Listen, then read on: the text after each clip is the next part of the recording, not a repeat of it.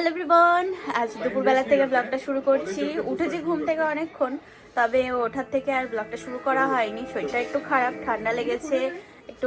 গতকালকে রাতে একটু জ্বর জ্বর মতো মনে হচ্ছিল, নাক দিয়ে কাঁচা জল পড়ছিল। তো যাই হোক, যথারীতি এখন তো গতকালকে রাতে আর কি একটা মেডিসিন নিয়েছিলাম, তো তাতে একটু আর কি ঠিক আছি। আর আজকে মা যাচ্ছে বাড়ি, তো আজকে ট্রেন মার। এই যে ব্যাগ ট্যাগ তো হ্যাঁ গোছানো তো হয়েই গেছে।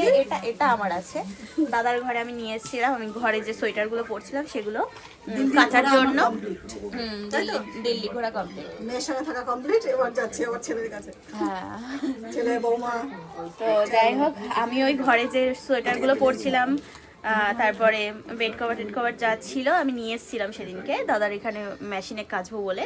আসলে কি বলতো, আমার ওখানে হাতে কেচে দিলে না মানে শুকাতে অনেকটা সময় লেগে যাচ্ছে, আর রোদ সেরকমভাবে হচ্ছে না ঠান্ডার জন্য। আর এখানে মেশিনে কাচলে কি হচ্ছে, পুরো একদম জলটা ইয়ে হয়ে বেরোচ্ছে, তো শুকিয়ে বেরোচ্ছে। তো ওই কারণে আর কি তাড়াতাড়ি শুকিয়ে যাচ্ছে, হাওয়া চলছে বাইরে ঠান্ডা ঠান্ডা, তো হাওয়াতেই ব্যাস শুকিয়ে যাচ্ছে। তো ওই জন্যই এখানে নিয়ে এসেছিলাম। যাই হোক, আজকে নিয়ে যাব, আর আজকে আবার যেগুলো পড়ে আছি সেগুলো আবার রেখে যাব, এই করছি। তো আজকে আমিও ঘরে চলে যাব। আমি 2 দিন থেকে তারপরে যেতাম ঘরে, তবে কাজ চলে এসছে, 2টো কাজ করে দিতেই হবে ওনাদেরকে। আসার দিন করে দিয়ে এসেছি, তবে কিছু 2টো জায়গা ভুল থাকার জন্য আবার আমাকে রিশুট করতে হবে। তো ওই জন্যই আবার আমাকে ছুটতে হচ্ছে, নাইলে আমি 2 দিন থেকে তারপরে যেতাম। কি আর করা যাবে, চলো ব্লগটা শুরু করলাম। আশা করছি ভালো লাগবে, দেখতে থাকো। তাই যে এখন আসলে হচ্ছে রুটি, ঠিক আছে, আর মা একটুখানি খেয়ে আমার জন্য আবার রেখে দিয়েছি রুটি। আর না দাদা, এখন না কিছু লাগবে না। একা একা গান চালাচ্ছে আর নাচছে, দেখো। ডুবি ডুবি ডাব ডাব, ওরে বাবা।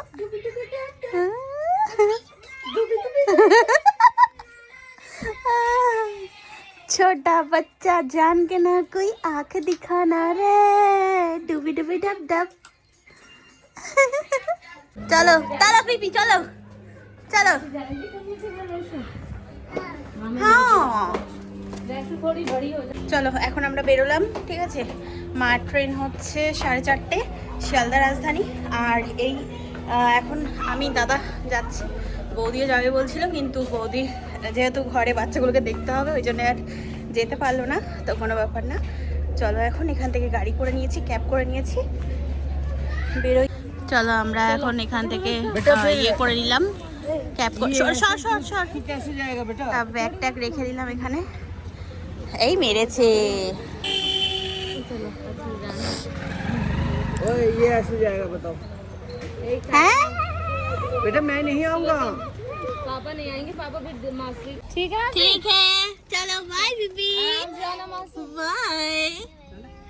हाँ चलो, আসছি।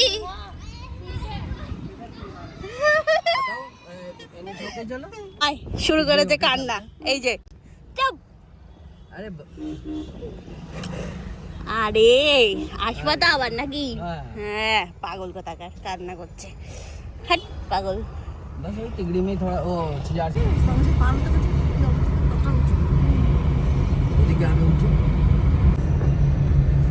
সেদিন আমরা ওই ইয়েতে যাওয়ার সময় কি বলে গুরুদুয়ার যাওয়ার সময় দেখছিলাম একটা বুদ্ধা টেম্পল। হ্যাঁ ওই তো চলে এসছি আমরা, এই তো কি বলে দিল্লি, নিউ দিল্লি। बस यही खाली भी है, भीड़ भी है, कोई दिक्कत ना है। হ্যাঁ, এটা স্ক্যান করবো, জিজ্ঞাসা করতে তাকে।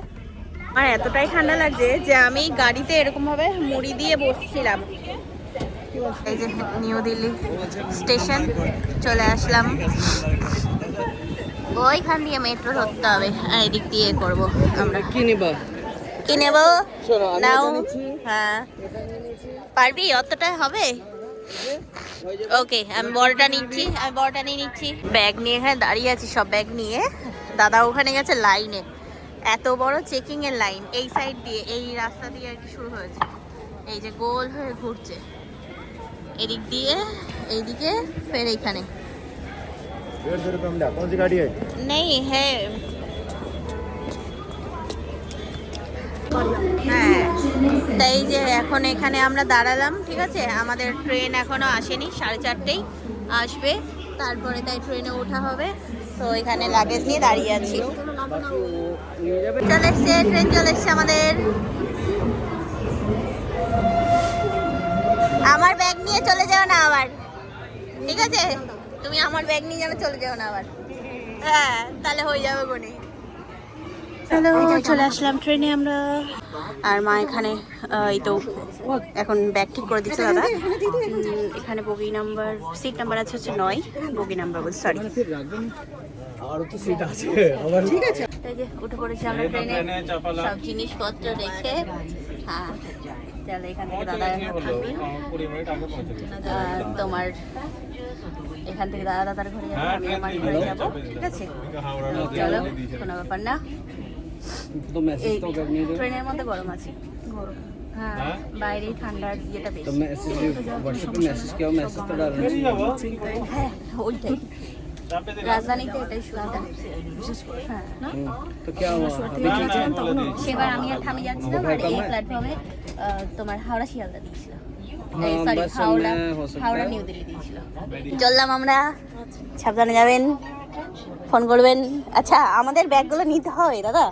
তোর কটা ব্যাগ আছে? এই যে বাস, একদম হালকা আছে ওটা। চলো, ঠিক আছে। হ্যাঁ, 4:05 হয়ে গেছে। ও যদি আমাদের কানপুর নামিয়ে দেয়, বলা যায় না, ওই জন্য দাদা বললো চলো। আমরা বাইরে দাঁড়াচ্ছি। আরে আমরা এখন বেরিয়ে পড়লাম। আসলে আমি ঘরে যাব, তো অনেকটা রাস্তা যেতে যেতে আমার রাত হয়ে যাবে, আর এদিকে অফিস টাইম হয়ে যাচ্ছে আর কি। তোমার ইয়ে হয়, অফিসের ছুটি হয় সবার, তো ওটা আর কি অসুবিধা হয়ে যাবে, ওই জন্য আমি আর দাদা বেরিয়ে পড়লাম। আমাদের দুজনের লাইনই হচ্ছে আলাদা। রাজীব চক থেকে আমরা দুজন আলাদা আলাদা রুটে চলে যাব। ও নয়টা চলে যাবে, আমি আমার ঘরে চলে যাব। নাইলে যদি কাজ না থাকতো আমার, তা আমি চলে যেতাম দাদার ঘরে। শরীরটাও ঠিক লাগছে না, দেখি ওষুধ নিতে হবে। স্কেলেটার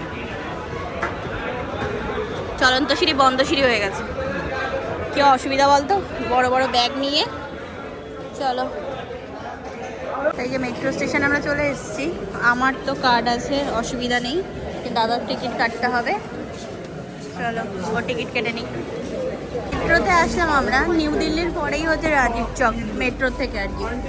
তা ভালোই হলো, একটা স্টেশন দাঁড়িয়েই চলে এলো, কিন্তু ভালোই ভিড়। চলো, ওই যে আমরা ওই মেট্রোটাই এসেছি।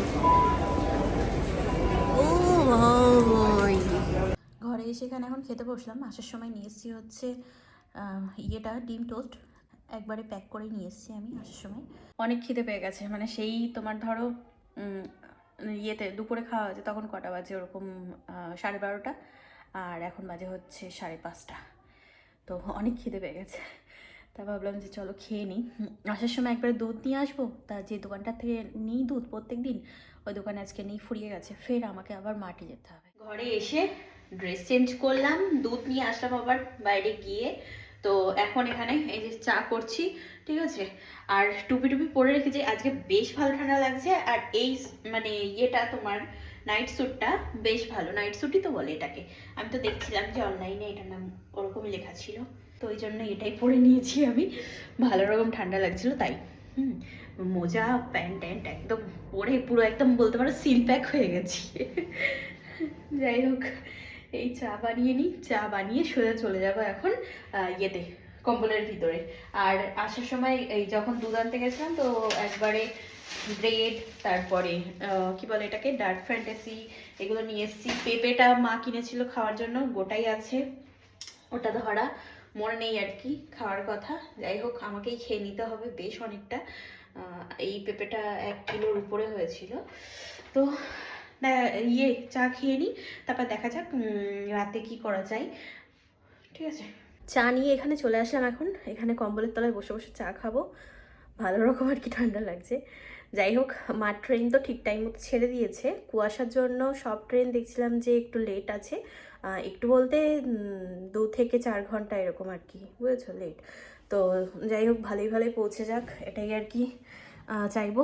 আর হ্যাঁ, মা এসেছিলো আমার কাছে ঘুরতে, তো এটা নিয়েও অনেকের অনেক রকম সমস্যা ছিল। কারণ আমার মা এখানে আমার জন্য পার্মানেন্ট হয়ে গেছে কি না, এরকম নানান ধরনের কথা আর কি বলেছে। তো আশা করছি আজকের ভিডিওটা দেখলে অনেকের শান্তি হবে। যাই হোক, কী আর বলবো তাদের কথা। একটা মেয়ের কাছে যদি তার মা থাকে তাতেও প্রবলেম, আর মেয়েটা যদি একা থাকে তাতেও প্রবলেম, এটাই হচ্ছে মেন ব্যাপার। তো চলো, আজকে ভিডিওটা এই পর্যন্তই। কেমন লাগলো ব্লগটা জানিও। আবার আগামীকাল দেখা হচ্ছে, কথা হচ্ছে। আজকের মতো tata, bye bye, good night and sweet dream, tata.